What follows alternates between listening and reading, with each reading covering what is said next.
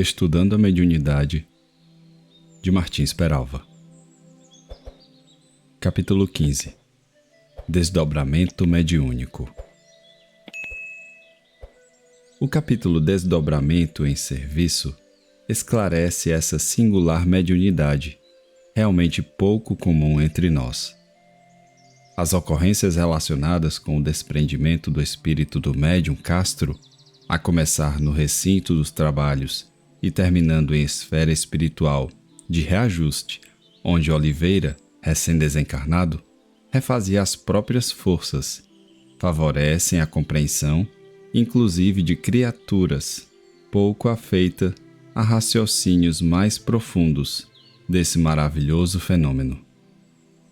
Ainda existe, mesmo em círculos espíritas, quem faça uma certa confusão entre médium de transporte e médium de desdobramento. Vez por outra, ouve-se a informação: fulano é médium de transporte. E quando são pedidos detalhes, verifica-se que o fulano mencionado é simplesmente um médium de desdobramento. Médium de transporte é o de efeitos físicos e que serve de instrumento para que os espíritos transportem objetos, flores, joias, etc., do exterior para o interior e vice-versa. Esse é o médium que, corretamente, podemos denominar de transporte. Médium de desdobramento é aquele cujo espírito tem a propriedade ou faculdade de desprender-se do corpo, geralmente em reuniões. Desprende-se e excursiona por vários lugares, na terra ou no espaço, a fim de colaborar nos serviços, consolando ou curando. Esse é o médium de desdobramento. Castro, nosso conhecido de Nos Domínios da Mediunidade, é médium de desdobramento e está sendo preparado para maiores cometimentos na seara da fraternidade. Dispensamo-nos de comentários mais amplos, porque essa exigência mais técnica e moral já foi atendida com o diagrama organizado para o estudo dessa faculdade e já incorporado a este livro, no presente capítulo. Há condições de ordem moral, especialmente, das quais não pode o médium de desdobramento prescindir, se deseja aprimorar a sua faculdade e aumentar os seus recursos, como sejam: A. Vida pura. B. Aspirações elevadas. C. Potência mental. D.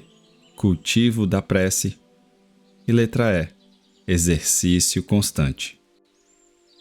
Além dessas condições, que reputamos indispensáveis ao médium, os componentes do grupo têm também deveres e responsabilidades, uma vez que lhes compete auxiliar o desprendimento, acompanhar mentalmente a trajetória do espírito do médium e encorajá-lo, também pelo pensamento, em sua viagem. Assim sendo, lembramos que 3 fatores essenciais são requisitados dos encarnados nos serviços de desdobramento, a saber: letra A. Auxílio através da prece. B. Concentração. E C. Exortação. A exortação, como não podia deixar de ser, é tarefa do dirigente encarnado dos trabalhos, isto no plano físico. Há médiuns de desdobramento que recordam as ocorrências da excursão, enquanto outros, embora façam o relato durante o desdobramento, voltam ao corpo como se tivessem saído de prolongado sono. Sutilezas do mediunismo. Alguns necessitam de auxílio magnético dos encarnados para conseguirem o desdobramento, enquanto outros se desprendem facilmente com a maior espontaneidade. A nosso ver, nos trabalhos do Espiritismo cristão, onde toda atividade deve caracterizar-se pela espontaneidade, no Espiritismo cristão, onde se enxugam lágrimas e se abraçam almas revoltadas, é mais aconselhável aproveitar-se a cooperação daqueles que se desdobram com naturalidade, apenas com o concurso magnético dos protetores espirituais.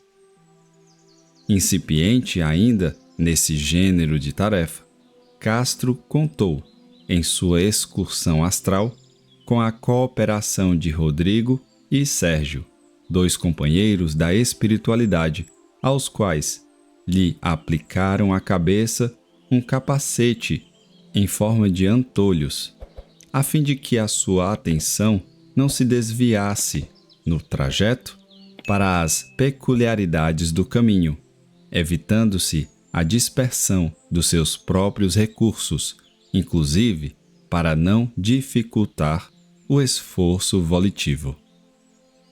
Vimos o rapaz plenamente desdobrado, alçar-se no espaço, de mãos dadas com ambos os vigilantes, informa André Luiz. E mais adiante, o trio volitou em sentido oblíquo, sob nossa confiante expectação. E à medida que avançavam noite adentro, espaço afora, o médium, adormecido, descreve a viagem. Seguimos por um trilho estreito e escuro. Oh, tenho medo, muito medo. Rodrigo e Sérgio ampararam-me na excursão, mas sinto receio.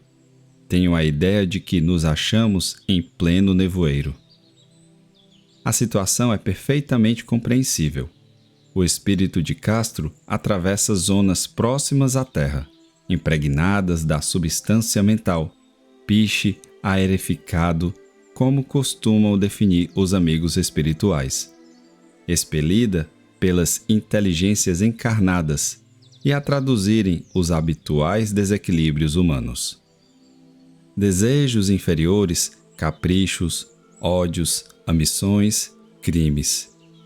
Raul Silva, o dirigente dos trabalhos vigilante, elevou o padrão vibratório do conjunto numa prece fervorosa em que rogava do alto forças multiplicadas para o irmão em serviço.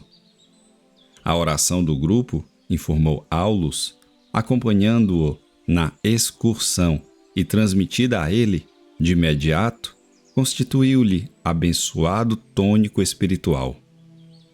Ah, sim, meus amigos, prosseguia Castro, qual se o corpo físico lhe fosse um aparelho radiofônico para comunicações à distância.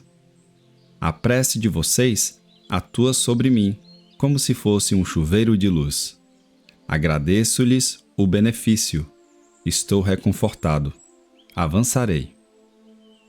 E assim, estimulado pela prece de Raul Silva, pela concentração dos encarnados e pelo concurso de Rodrigo e Sérgio, chega Castro ao ponto terminal da excursão, onde se entrega às alegrias do reencontro com Oliveira, dedicado companheiro do núcleo mediúnico, recentemente desencarnado.